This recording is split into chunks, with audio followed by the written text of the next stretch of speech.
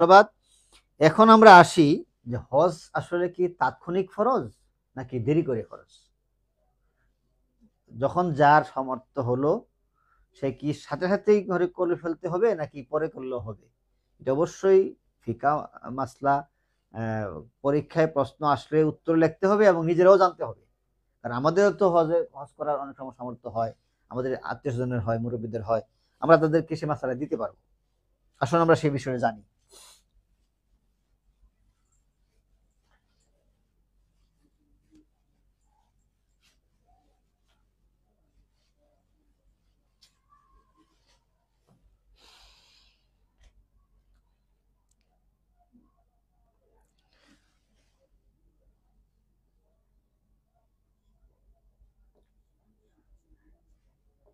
আলাল ফাউরি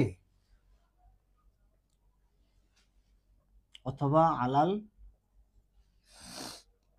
তারাখি, আলাল তারা তারাখি, এটা হলো তাড়াতাড়ি, সাথে সাথে বা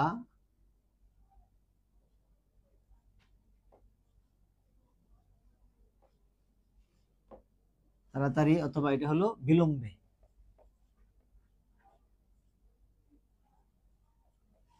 বিলম্বে আলাল তারাখি হলো বিলম্বে, আর আলাল ফাউরি অর্থ তাৎক্ষণিক। এখন আমাদের হজ কি তাৎক্ষণিকই ফরজ, যখন সামর্থ্য হবে তখনই ফরজ, না দেরি করে ফরজ? এই ব্যাপারে উলামায়ে কেরাম একমত নয়, তাদের বিভিন্ন মতামত আছে। এখানে আমরা হজ্জের জন্য যে আয়াতটি ওয়ালিল্লাহি আলান নাসি হিজ্জাল বাইতি মান ইসতাতা ইলাইহি সাবিলা, অর্থাৎ যাদের সামর্থ্য হবে ওই জায়গা পর্যন্ত পৌঁছতে, আল্লাহর জন্য তারা যেন হজ করে। আচ্ছা, এখন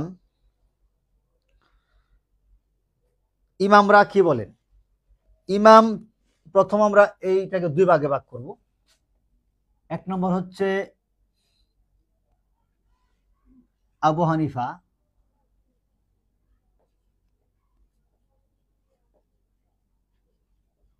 আবু হানিফা। দুই নম্বর হচ্ছে ইমাম শাফি,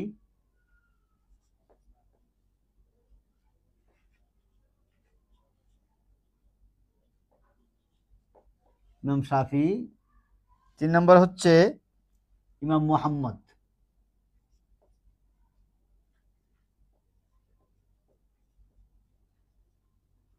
ইমাম মুহাম্মদ।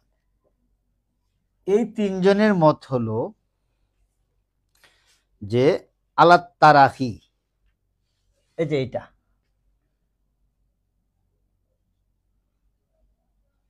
আলাত তারাখি বিলম্বে, খুব সহজে বুঝেন।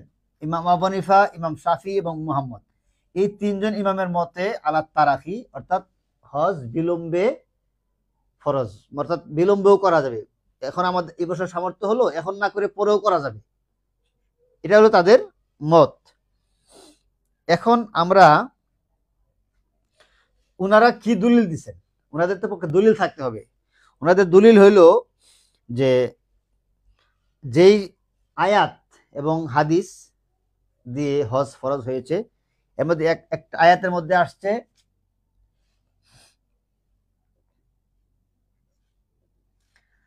আতিমুল হাজ্জা, আতিমুল, আয়াতের মধ্যে আছে আতিমুল হাজ্জা, আর হাদিসের মধ্যে আসছে ফাহাজ্জু।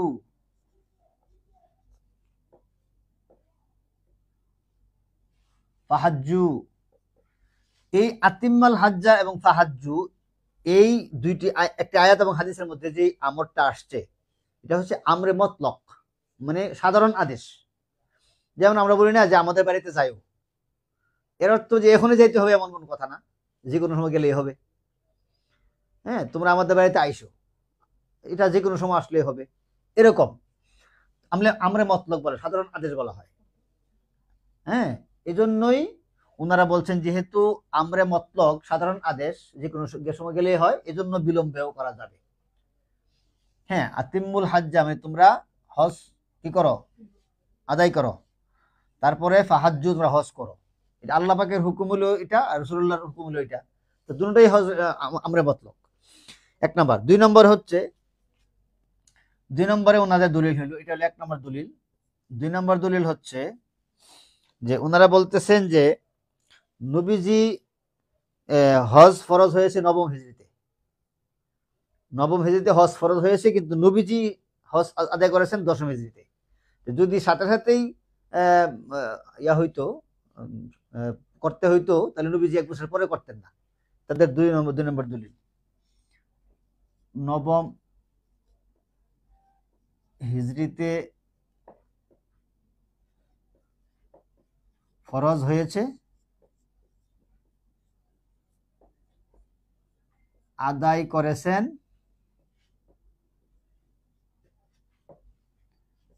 দশম হিজরিতে নবীজি। হ্যাঁ, নবীজি নবম হিজরিতে হজ ফরজ হওয়ার পরেও নবীজি দশম হিজরিতে আদায় করেছেন, তাহলে 2 নম্বর দলিল হলো তাদের এটা। তারপরে 3 নম্বর দলিল হচ্ছে এটা ওনাদের, যে নামাজ যেমন শেষ অক্তেও পড়া যায়, নামাজ যেমন শেষ অক্ত পড়া যায়, প্রত্যেকটা অক্তের একটা সীমা আছে, শুরু এবং শেষ। তো শুরুতেও পড়া যায়, শেষ অক্তের শেষেও পড়া যায়। নামাজ যেহেতু অক্তের শেষেও পড়া যায়, সুতরাং হজও বিলম্বে করা যায়, মৃত্যুর আগে, মৃত্যুর শেষ সময়। তো এই জন্য এই 3 নম্বর হলো নামাজ শেষ অক্তে, হ্যাঁ, আচ্ছা, নামাজের মতো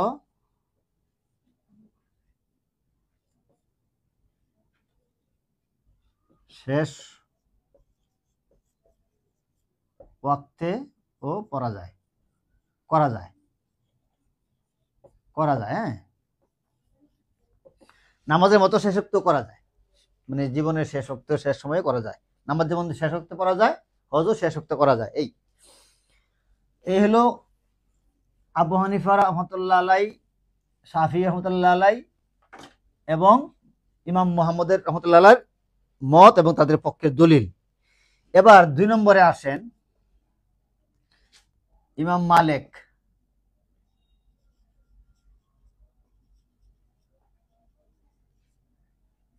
রহমতুল্লাহ আলাই, তারপরে হলো ইমাম আহমদ, এখানে কিন্তু মোহাম্মদ, এখানে ইমাম মোহাম্মদ, এখানে ইমাম আহমদ। তারপরে ইমাম আবু ইউসুফ,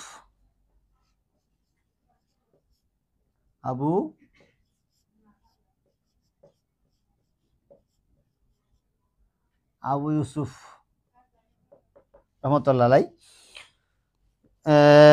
ওনারা বলতেছেন যে না, আলাল ফৌর, ওই যে অংশটা,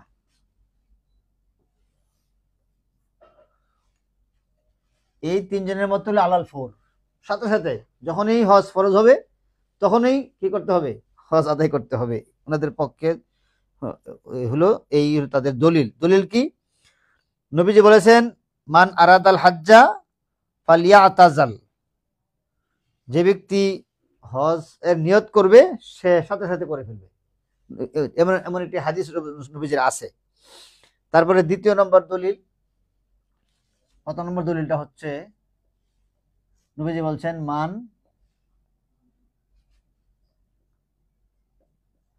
আরাদাল হাজ্জা ফালিয়াতাজিল,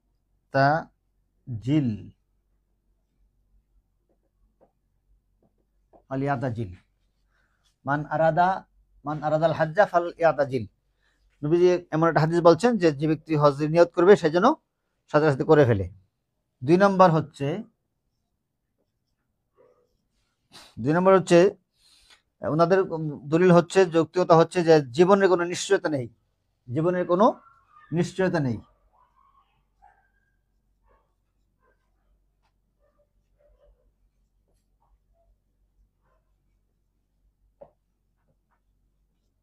জীবনে কোনো নিশ্চয়তা নেই বিদায় হজ যখনই ফরজ হয় তখন করে ফেলতে হবে। তারপরে এই হলো তাদের দুইটা দলিল, একটা হলো হাদিস পাওয়া গেলো, আরটা তাদের যুক্তি। একটা হলো হাদিস, একটা হলো যুক্তি। এই তিনজন ইমামের পক্ষে একটা হলো হাদিস, একটা যুক্তি।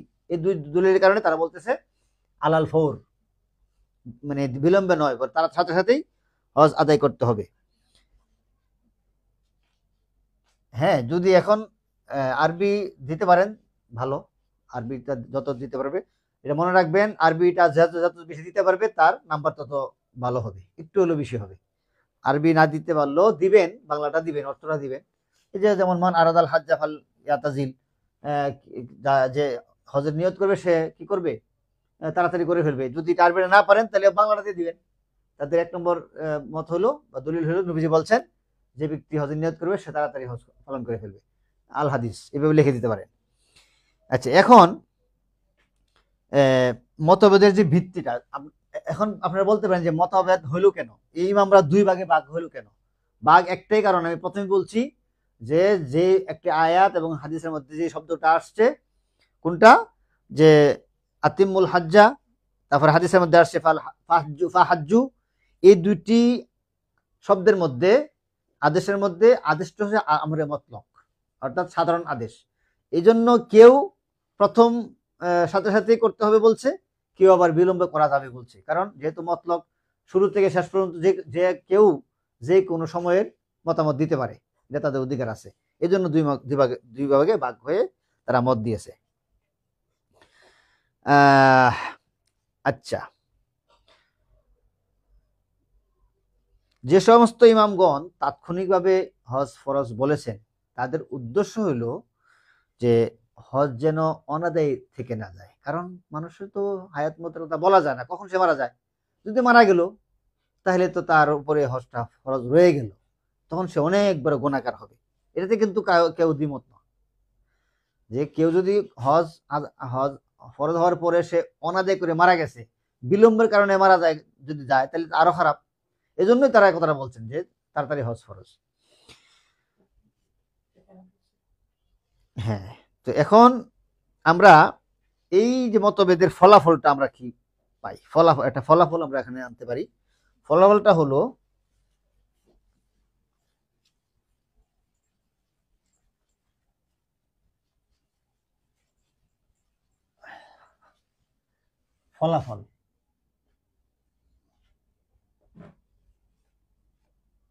ফলাফলটা কি ভাই? আমরা ফলাফল পাই, এক নম্বর, যদি বিলম্বে হজ আদায় করেন, বিলম্বে হজ আদায় করলে ইমাম আবু ইউসুফের মতে গুনাহগার হবে, আবু ইউসুফের মতে গুনাহগার হবে। আবু ইউসুফ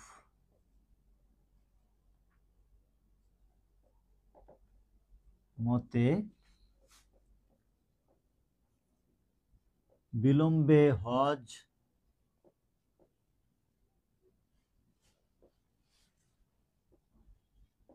আদায় করলে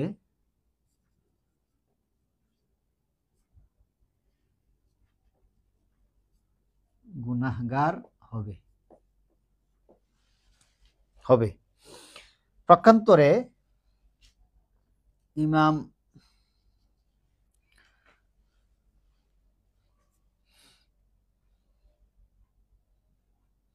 শাফি ও মুহাম্মদ,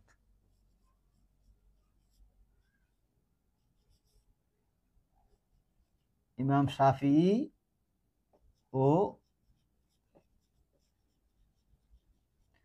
মুহাম্মদ এর মতে গুনাহ হবে না।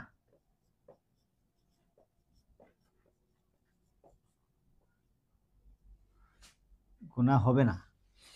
এখানে যদি বিলম্বে হজ আর কেউ অনাদায়ে মারা যায়, তাহলে হজ বিলম্ব করলে, মানে হজ যদি বিলম্ব করে, দেরি করলে কি গুনাহ হবে কি হবে না, এটাও একটা মত।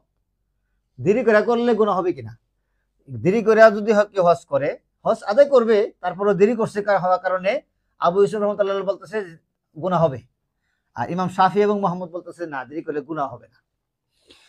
হ্যাঁ, তারপরে সবচেয়ে বড় কথা হলো যে 3 নম্বরে যে জিনিসটা আমরা উল্লেখ করবো সেটা হচ্ছে হজ আদায় না করে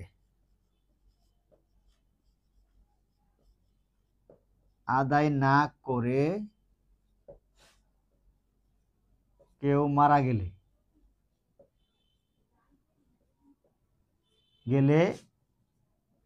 সর্বসম্মতি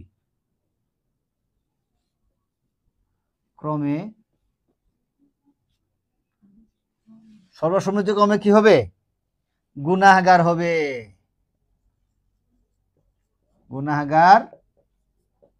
হবে। শেষ, ফিনিশিং। যদি কেউ হজ আদায় না করে মারা যায়, এতে কারো কোনো দ্বিমত নাই, সে অবশ্যই গুনাহগার হবে। এগুলো একটা ফলাফল দিয়ে শেষ করতে পারেন।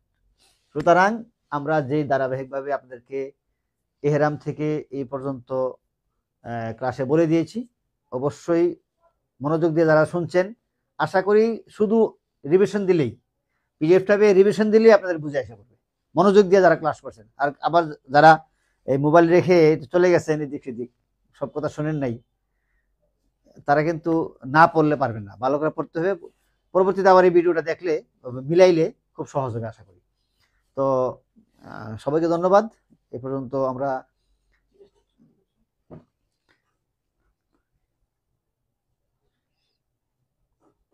হ্যাঁ, আলাদ তারাখি মানে হইলো বিলম্বে করা যাবে, আর আলাল ফৌর হতে হলো তাড়াতাড়ি করতে হবে।